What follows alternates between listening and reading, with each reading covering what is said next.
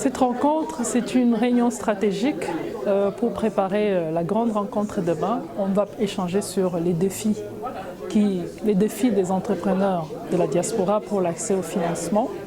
On va parler de l'exportation. Alors aujourd'hui, c'était une journée pour préparer cette grande rencontre ensemble avec les différents intervenants, nos partenaires, donc qui viennent un peu de partout. Il y a plusieurs thématiques qui seront vraiment les sujets de demain, le financement, l'exportation, les assurances, la formation, les investissements.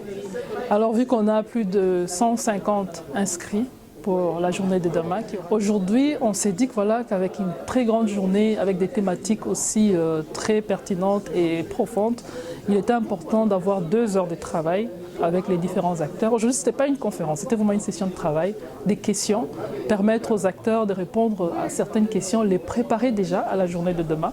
Donc c'était un peu le but.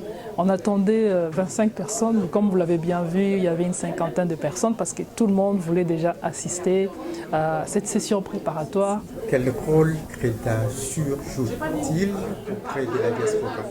Notre rôle, c'est déjà l'accompagnement. On accompagne la diaspora. Comment nous les accompagnons? C'est déjà en les mettant en contact, en connexion avec les différents acteurs qui peuvent contribuer au développement de leurs initiatives. Nous les accompagnons aussi dans la recherche de financement. Nous accompagnons dans des formations. Nous les connectons aux opportunités locales et à l'international. Donc quand je parle d'international, c'est ici au niveau en Europe comme en Afrique ou partout.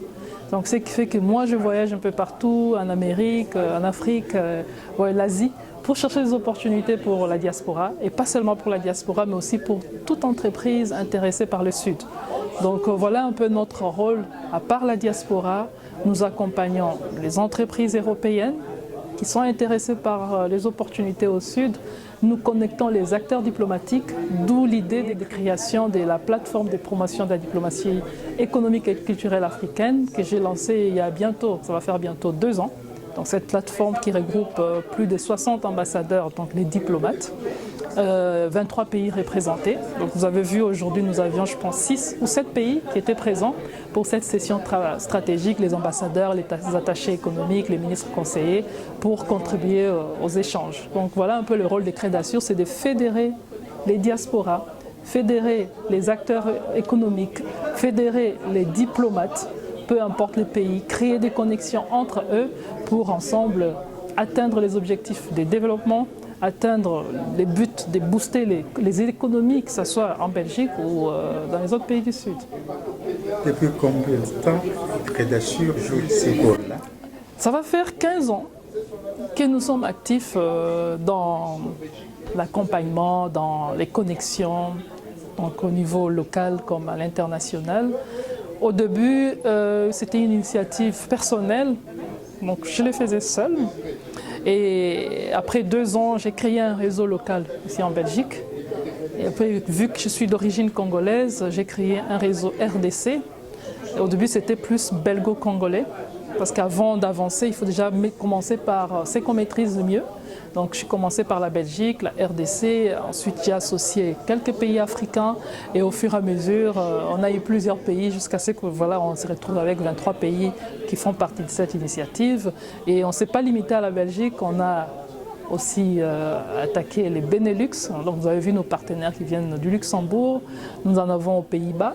Et on ne s'est pas arrêté là, nous avons l'Angleterre, nous avons l'Italie, donc nous avons plusieurs pays européens aussi qui ont rejoint l'initiative et pour moi c'est un plaisir de voir ces projets qui au début étaient un projet personnel, mais aujourd'hui c'est un projet qui concerne tout le monde, c'est un projet mondial, pas seulement africain, pas européen, mais mondial. Donc j'annonce aussi qu'en septembre, c'est notre 15e édition et pour l'édition septembre, nous allons travailler avec tous les acteurs internationaux, les institutions publiques comme la Banque mondiale, les institutions internationales comme la Banque mondiale, la Banque centrale européenne, la Banque européenne d'investissement, l'Union, la Fédération des banques européennes, l'Union des banques arabes, MIGA, qui est la structure de la Banque mondiale pour les assurances.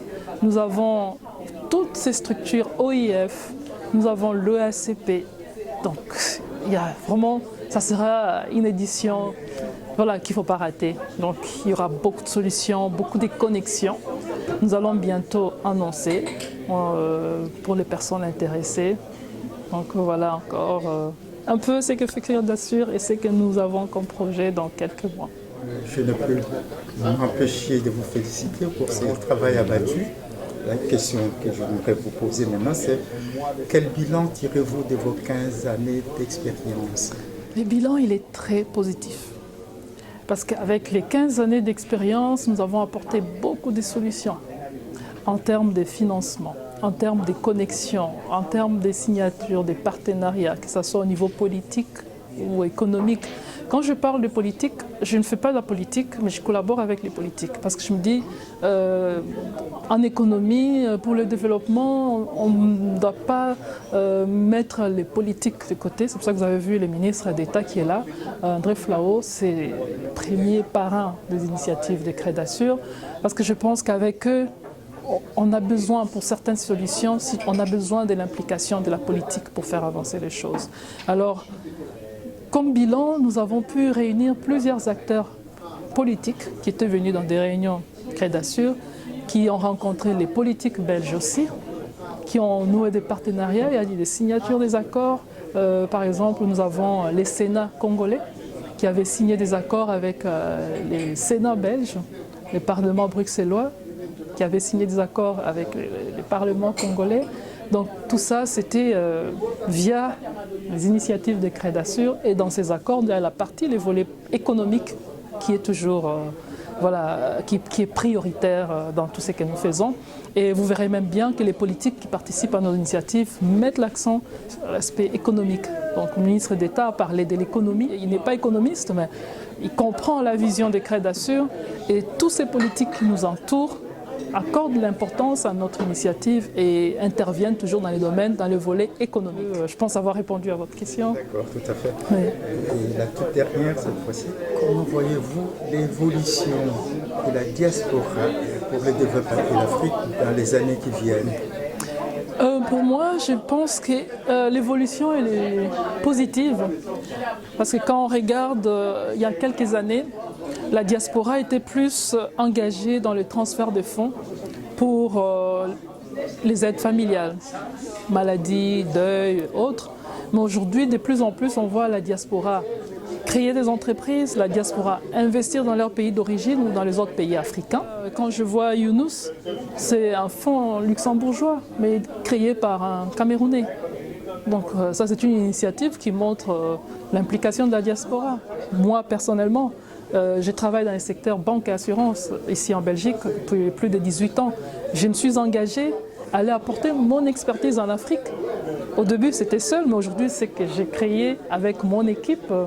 C'est l'implication, ce sont vraiment des cas concrets qui sont visibles. Un tout grand merci, Madame Esther. Voilà. Merci à vous.